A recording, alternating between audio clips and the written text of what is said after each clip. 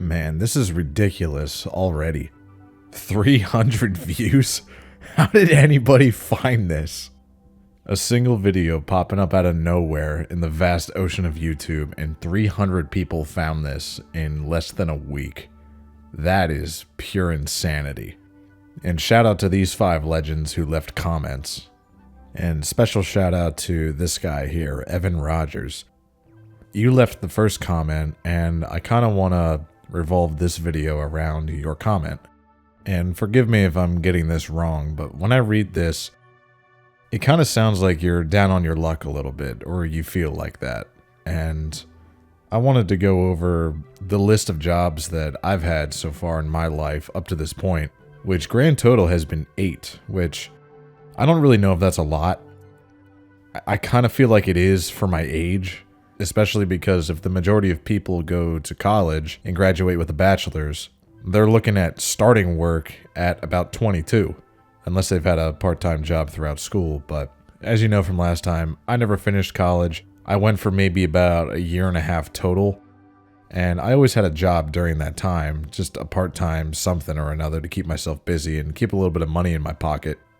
And even for a few years, I was working 2 jobs at the same time.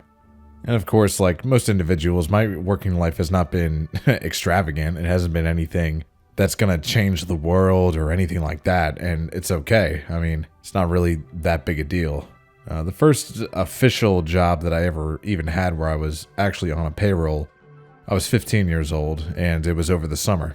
And it's about as basic of a job as you can get. I was just a file clerk. My mom worked at a law firm at the time, and they needed an extra set of hands. And I'm not really sure what child labor laws are like, but I only remember working half days, and I think I did it maybe 3 times a week for about 2 months. And I mean, they paid me $10 an hour, which for, hey, at 15 years old, that wasn't that wasn't too bad. Then the following year, being 16 years old, also 2016, which I regard as one of the best summers of my life, I didn't actually have a job, and maybe that played a part in it. It was my last summer of being truly free from really any responsibilities, but 2017 came around, and towards the end of the school year, in the springtime, I got a job at a local farm, and it worked out pretty well because I knew a couple people that worked there and was pretty close friends with them. And I wasn't out in the field necessarily. It happened a few times in about the 2 years that I worked there, but it was a little farmer's market type thing that, you know, had a marketplace, but it also had an area out back that was kind of like a petting zoo type of thing. And looking back, that was honestly one of my favorite jobs that I've ever had, mainly because of the people I worked with. Even though compared to the filing clerk job that I had 2 years prior, I was making true minimum wage, like federal minimum wage. But I got raises pretty quickly and pretty consistently. I mean, you know, an extra 50 cents here and there over the 2 years, but they were only a few months apart at a given time, which, I mean, nowadays, I'm not seeing that sort of consistency whenever it comes to raises, unfortunately. But man, it was just so chill at that place. But did that for about 2 years. I wrapped up high school doing that, working, you know, part-time during the school year, but then over the summer, I mean, I was consistent at 40 hours a week. And I didn't have super great money management at the time. So my savings never really amounted to much, but I always had a little bit of money to have, you know, some gas in my car and go have a fun night with some of the guys. And then whenever high school ended, I kept working there with the same people. And then eventually, sometime in fall of 2018, one of them left. And that's whenever I started my time at college, just community college. It was cheap. I didn't have any money, like I said before. And then come springtime of 2019, I was debating whether or not I wanted to go back to school, which I did the fall semester, and then I did spring of 19. I wasn't really feeling it, honestly. I still didn't really have any direction whenever it came to my classes. And by a random stroke of luck, I got handed a business card from my brother, who just so happened to be helping out one of our cousins that lived close by. He was going on vacation, and he was mowing some lawns for people around his neighborhood. And while he was gone, he asked my brother, hey, could you take a day or two and, mow these dozen or so lawns that I got. And he said, sure, no problem. Well, when he was there cutting one of the yards, he went inside after he was finished to get paid. And there was another guy inside working on this person's, I don't know, sink or something. And they were walking out the door about the same time. And the guy working on the sink turned around and handed my brother a business card and said, hey, if you ever need a job, give us a call. And he came home and gave that to me and said, hey, I think you should call this guy. Because, I mean, he understands. We have similar work ethics and all that. And I had mentioned something around that time of wanting to try the trades, but just never really had an opportunity to. And sure enough, I called this guy up. We scheduled a time to meet. I showed up and I struck some kind of chord with him. We just had a really kind of informal conversation. I didn't really have any construction experience of any kind up to that point, but he saw some sort of potential in me and gave me a chance. So I started probably the next week. I told the farm, hey, I gotta go. I can't pass this up. And then I started doing some residential plumbing and electrical work. He was kind of like a handyman, a jack of all trades kind of guy. So I was 19 at that point. My boss was 24, and he was in business with his best friend doing this stuff, who was 25. So it was literally just them. They had a small shop. It was kind of like a 2-car garage type of thing that they rented out and stored all their tools. And they had some pretty big, beefy work trucks with all kinds of tools. And I mean, he grew up doing that kind of stuff. His dad was a master plumber and just, he did that forever. I mean, this guy was in, like, my boss, that is, he was in diapers, fixing toilets and sinks and stuff. It was awesome. Really knowledgeable guy. And I stayed with him for, I hate to say it, but it was only about 7 months. I mean, it was summertime whenever I met him. And then I went to the very end of the year and I made the decision to go back to school. Looking back now, I kind of regret it. No, I take it back. I definitely regret it because me going back to school amounted to nothing because what happened in 2020? COVID did. So right before COVID really struck hard, I was already in classes in like mid-January or something. And then I went and got a job just at a local grocery store, right? Just, again, keep a little bit of money in my pocket, give me something to do on a couple evenings and the weekends and stuff.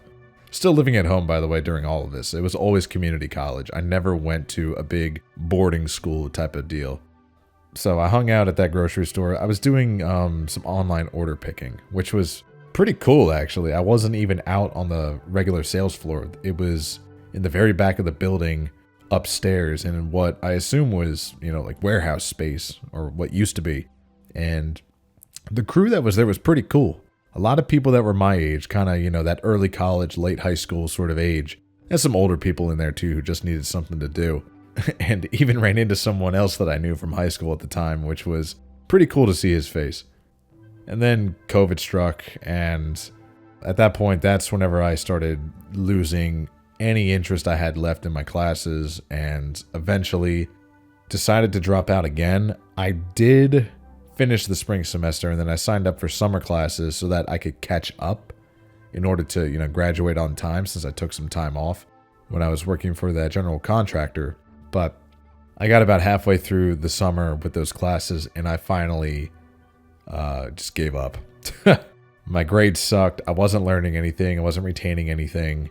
And I couldn't do it anymore. So I completely dropped out, and that is the last time I went to school, and it probably will be the last time I go to school.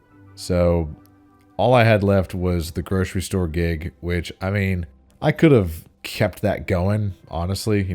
Retail is an avenue that you can take, but I thought I was more than that.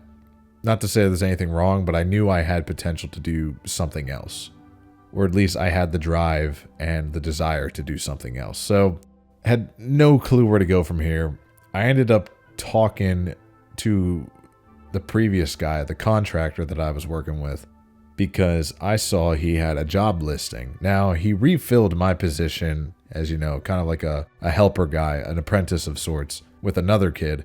So he wasn't looking for another set of hands yet to go out on job sites and stuff to do the physical work. But he was looking for just a receptionist type of position, right? Someone to handle the scheduling, the phone calls, go out and do estimates, stuff like that. And at this point, I'm like, you know what? I got nothing else to lose. I called him and I'm like, yo, I'll take one job, please. And he just laughed and said, what, are you serious? You want to talk? He's a really cool guy. He was really chill about it. And we met up at his shop. We were catching up and stuff because I hadn't seen him in, 8 months at that point, I think. And then he cut to the chase. So you want a job? And I told him, yeah, you know what? I need a job right now. And so I accepted it, called the grocery store, told him, hey, I got to go. This is something I can't pass up. This is an immediate termination for myself. They told me I got to turn in a formal letter. So I sat down quick. I typed something up. I ran in there and handed it to the hiring manager and explained the situation. She was totally cool with it and said, good luck. If you ever need a job, hey, you can always come back. We'll take you. Which is always a good thing. You typically don't want to burn bridges unless you're really sure you're never going to go back or you have a point to make. So I didn't really have any point to make. They were really good to me. It's just, I had something better in my sights. But this experience didn't really go well. This was the moment where I cracked. As I mentioned in the first video, school was kind of rough at times just for the fact that I tended to not do too well. And it led me into a spiraling sort of depression, I guess, because I thought there was something seriously wrong with me and I was stupid and was never going to make it anywhere. And that was something that kind of compounded as I was going out through my later teenage years and into my very early 20s. I guess it's a confidence issue or something, but I mean, when you're that young, you're going to trip and fall on your face. Even now, I'm still young, and I'm sure at some point I'm going to trip and fall on my face again. But I was making so many quick decisions, had nothing really going for me at the time, and almost through the entire first day of me going back with the contractor, I just broke. I completely broke down into just tears. I'll never forget it. Me and him were just sitting at the office going over some stuff, and I just remember telling him, I wasn't even looking at him whenever I said this, but I just told him, can I be honest with you for a second? And then I just started getting all choked up and stuff. And I told him, I don't remember exactly what I said, but it was something along the lines of, I have no idea what I'm doing. I've made so many quick decisions and I think I made a wrong choice and stuff. And, I've been depressed for a really long time and I've thought about, ending things occasionally. And he was just like, he kind of cut me. He let me kind of splurge a little bit, but then he just kind of cut me off and said, look, man, like, just, you're good. Like, dude, just go take care of whatever you got to take care of. Like, don't sweat it. I want you to get better. I want you to do what you need to do to get your head back on straight. Okay. Like, don't feel bad about this. This is no big deal. Don't worry about it. And the other guys were hanging out in the shop area. It was a connected building. The office was just kind of tucked in the corner.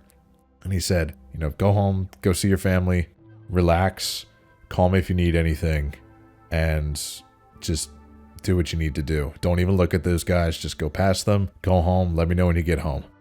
And a big amount of respect for that guy.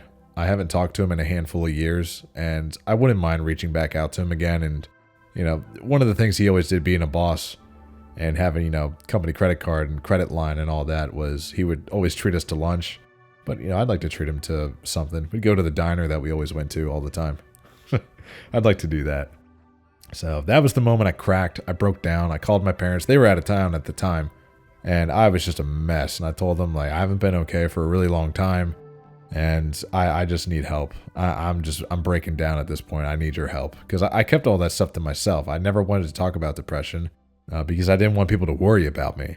But it was becoming a serious issue and I just didn't know what to do. I felt the world was just spiraling out of control and I needed to talk to somebody.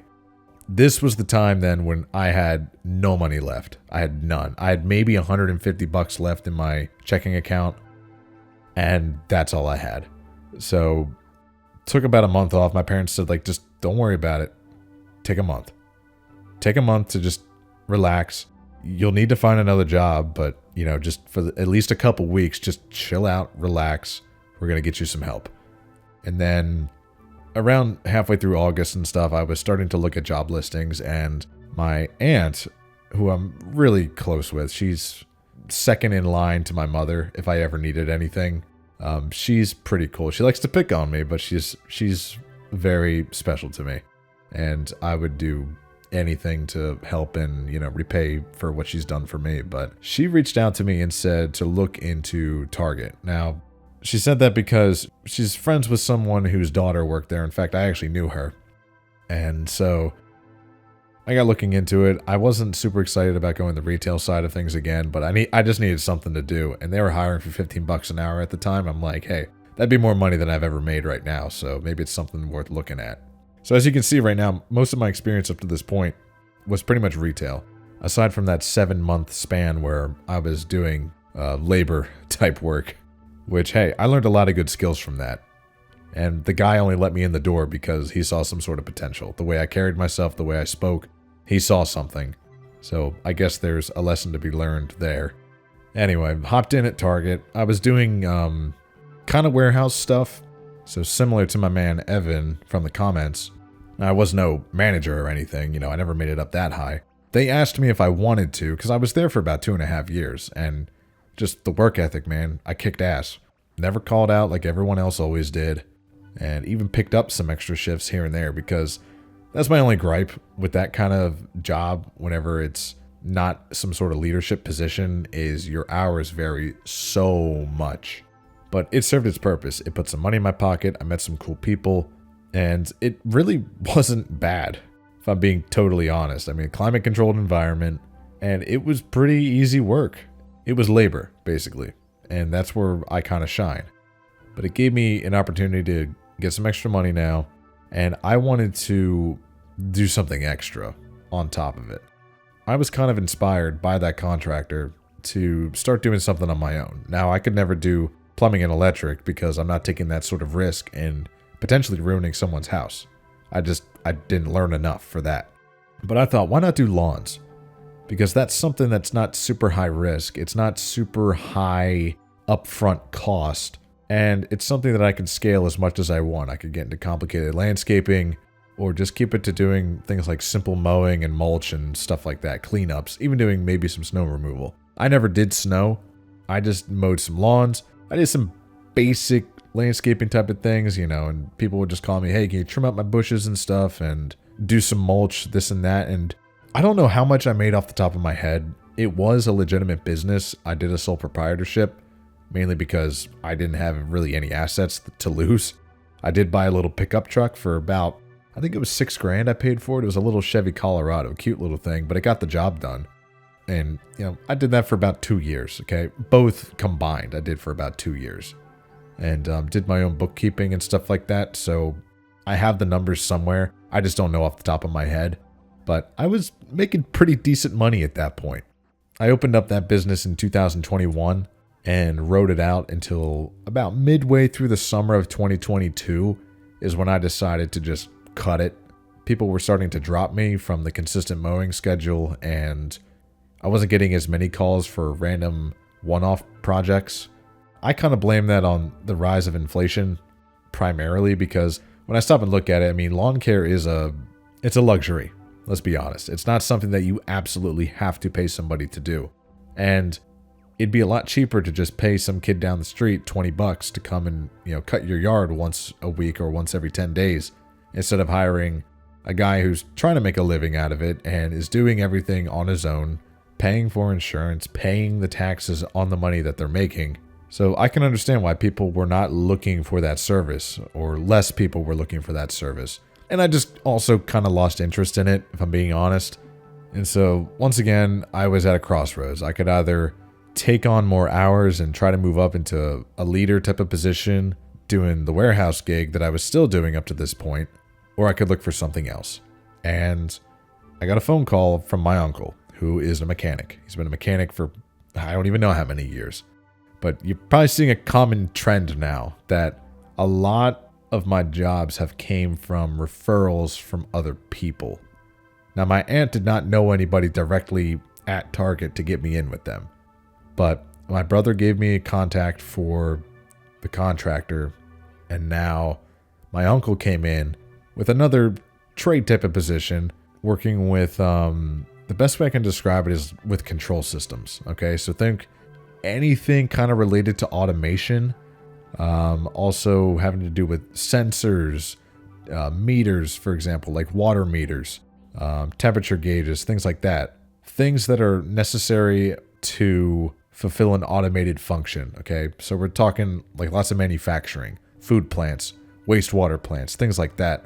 And there was a little shop in my area where they were looking for some extra help, specifically in their calibration department, which would pretty much involve me going to various different places. Primarily, I was going to wastewater plants and like water filtration plants, occasionally food production facilities as well, to take measurements of certain oven gauges and temperature meters, things like that. And they were paying me a decent rate, and they even saw enough potential that if I stuck with the company through a 90-day probation period, they were going to give me a van and start giving me my own sort of schedule and clients to go and service. And the way I even got in was, I mean, my uncle would always service the owner of the business, his vehicle, and became decent friends with him. I forget how exactly he knows him, if they went to high school together. I can't remember if that was the case. But again, it's just word got around that I was looking for a job. They happened to be chit-chatting at some point and handed my uncle a business card. He then gave it to me. I made a phone call. We set up a time, went and talked to them. We kind of clicked, and I got started with them. And to be honest, it was a love-hate relationship. It was an interesting job out of the gate because I was doing things that I never once thought that I'd ever do. I mean, I was climbing into manholes and stuff, getting into a big jumpsuit with, a face mask and all that kind of stuff to climb in these holes. I was going to like tasty cake factories and stuff where they made animal crackers. It was kind of cool, actually. I went to a Purdue plant where they make, like chicken products and stuff like that. But mainly wastewater, which was very fascinating to see in action. And I won't lie, it actually was. But I had some gripes just with the company in general, I guess. They seemed to not respect my own time very much because, well, I signed up to be a full-time employee, so I was expecting it, the minimum 40 hours a week. It was very common that we would have 11 or 12-hour days without ever even once bringing it up. And it would amount to me pretty much hopping into a van with one of the guys. They had a team of mainly 3 different people. Well, it was 4 people. And I'd be buddied up with one of them throughout a day or a couple days, whatever. So we'd get driving along in their van. We'd go all over the place, man. Like all over the state that I live in. That will remain confidential. But sometimes like 2 or 3 hours out, we do some sort of calibration project for, just like an hour or 2 at times. Then we'd hop in the van and head home, and then that was it. That was, if we were doing an 8-hour day. But there were times where we would just keep bouncing different places. And I'm like, dude, it's been 12 hours. You never told me it was going to be a 12-hour day. It's just a little bit of notice would be nice because I didn't really sign up for this, I guess. I never really had a conversation like that. I just kind of wanted to hold my breath and not blow it on another job and jump ship way too quickly because I was terrified to. Just because I didn't want my parents to turn around and say, okay, if you're going to keep quitting your jobs, like, you either need to get it together and just stick with one thing and see it through, or just some sort of other conversation. I was waiting for them basically to tell me to get out is pretty much what we're getting at here. They never did, but I felt like if I kept leapfrogging to different jobs, that day was inevitably going to come. I lasted with that company 9 weeks. And I'm like, you know what? I was still super part-time at Target. I saw opportunities to get some schooling paid for. I was going to take some accounting classes and just kind of commit to that. So 9 weeks, I went in to Target. I told the people, look, I will take whatever. I want as many hours as you can give me. And maybe we can talk about moving up and doing leadership type stuff. This was October of 2022 at this point. And then I told this other company doing the control systems, I'm like, hey, listen, I got an opportunity. Same spiel. I gotta go. It's a good go-to if you ever need to quit a job. I'm like, yo, I got this opportunity. I can't pass it up. And they want me now. So, hey, I gotta go. So it was fine. They told me the same thing before. If you ever need a job, give us a call and we'll work something out. So I'm like, cool. Everything's cool. Maybe they were just saying that to be nice, but I figure if they didn't mean it, they'd never say it. So then went full time with the Target gig, and then had another opportunity kind of present itself to me, which I'd been chit-chatting with this other guy here and there throughout, maybe about a year or so, because in my hobby time, I was really into doing some music stuff, messing with microphones, cameras, recording equipment, stuff like that. And I've always had an interest in computers and technology, right? That's pretty much what I went to school for. I was studying some networking stuff. And this guy was working in construction, but it's kind of niche. And Evan, this is exactly what I responded to you with, because you asked me what I'm doing now. And it's construction, but it's primarily AV work. So think like, hanging TVs, installing ceiling speakers, microphones, stuff like that, right? Cameras, conference room type stuff. It's all commercial work, at least the way that I do it. But I've thought about maybe trying to get some residential clients just on the side on my own, because I think that could be pretty fun, and I'm getting that itch to maybe try something on my own again, but I'm not quite at that point yet. Now, this was a big deal because it was kind of an all or nothing type of situation, because if I wanted to get in with this guy that I was talking to, right, buddy of mine, it would require me to move. And he kept saying how, you already know a decent amount of the stuff anyway, and you've worked with tools already. Why don't you give this a try? And it was just a big thing to think about. But at this point, when I went back to Target full time and stuff, like I needed something fresh. I kind of needed a restart. I needed to start fresh, completely different environment, completely different people around me. And I saw this as a really good opportunity for me to thrive. I had an interest in the equipment. I like working with my hands. Give me a bag of tools and I'm a happy guy. And so they had an open position in their installation department. I sent in my resume. It was a referral from this guy also, just to kind of put me at the top of the stack. The boss called me. He was like, yo, man, what's going on? Like, I've been hearing some good things about you. What's going on? And, we set up a time. I had to go. It was like a 2-hour drive for me to get there. But I'm like, you know what? For this, I'll meet you. Okay. Besides, I wanted to see my buddy anyways. And so went in, hit it out of the park with this guy. He was cool. Everything was great. Really, really casual conversation. That's another thing too, is at this point, I kind of got over the fear of interviews. I've kind of always been that way, I guess. They don't really intimidate me that much because to me, it's a two-way conversation. It should never be just the boss, the owner, whatever, talking to you and saying, this is the way it's going to be. No, that's not how it is. This is a negotiation conversation, because you're looking for somebody to do a job and I'm looking for that job, but we got to meet in the middle somewhere. You tell me what you're looking for. We'll talk rate. I'm going to go high. You're going to go low. We're going to meet in the middle somewhere. That's the way it's going to go. But you also have to make sure it's a good fit for you. And I liked what I saw. And so, I told them, hey, look, after all this, I'm interested. If you want to, move forward, I got to have some time to move. I know it's typically a 2-week thing. Give me 3 weeks and we're good. And so we did it. We set it up. I started working probably it's probably a month later or so. Bunked with my buddy for a little while, about 8 months, and then I moved out on my own. And it was at the beginning of 2023 that I moved initially to accept the job. And then by November of 23, I was out on my own. And now here we are. I'm still working the same job and have moved up as we've gone along. You start as sort of like an apprentice sort of position, and then you gradually gain more responsibility. They pay you more money. Kind of a cool setup too, because the specific company that I'm with, which I'm going to keep private just because that's kind of how I'm going to fly on this platform, at least for now. I kind of want to keep some things close to myself just to not really give away my identity. Not that it's even really a big deal, but just, it's for my own privacy's sake. But this company, they have pretty good incentive tactics where, specific certifications that are related to my department, to my actual job. Number one, they will pay for me to go take whatever exam or study materials that I need in order to succeed. And they also offer bonuses and then pay raises as well, depending on, the difficulty or what the test and certification involve, things like that. And I've gotten one, which gave me a nice little raise and a bonus as well. And then I'm lining up to get a couple more done this year, which will just jack up my rate even more.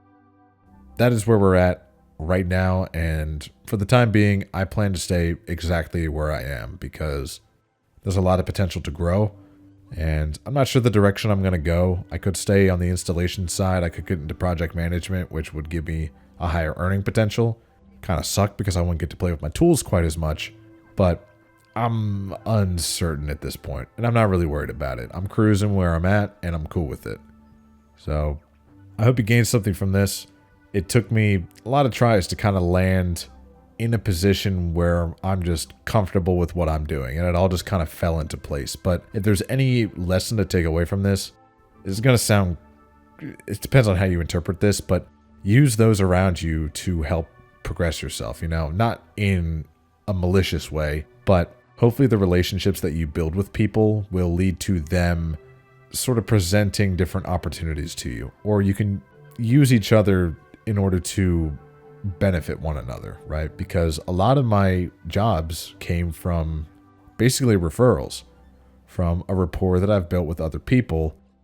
The thing is, it's usually a safe bet when people do it on their own. I never went to these people and asked them to put in a good word for me. They just did it on their own accord. And that says a lot about them as well, because they're taking all the risk well, yeah, they kind of are taking majority of the risk at that point, because then their name is on the line with this coworker or client that they had in terms of my uncle in that case.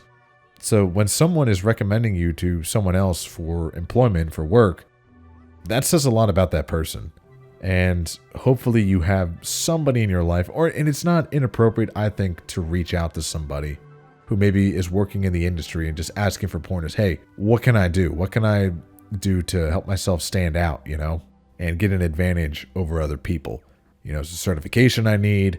Do I need like side projects in my personal time to show that I'm competent and capable of this? Like, what do I have to do? It really helps to know people. And if somebody is willing to put in a good word for you, put in a referral, I think that is infinitely better than any sort of resume or cover letter that you could ever possibly write, because that gets you directly to the top of the stack. Hopefully you know some decent people in your life. Don't use and abuse them, but try to have some sort of mutual benefiting situation. That's the best that I can give you. So best of luck to all of you out there. And we'll continue this another time.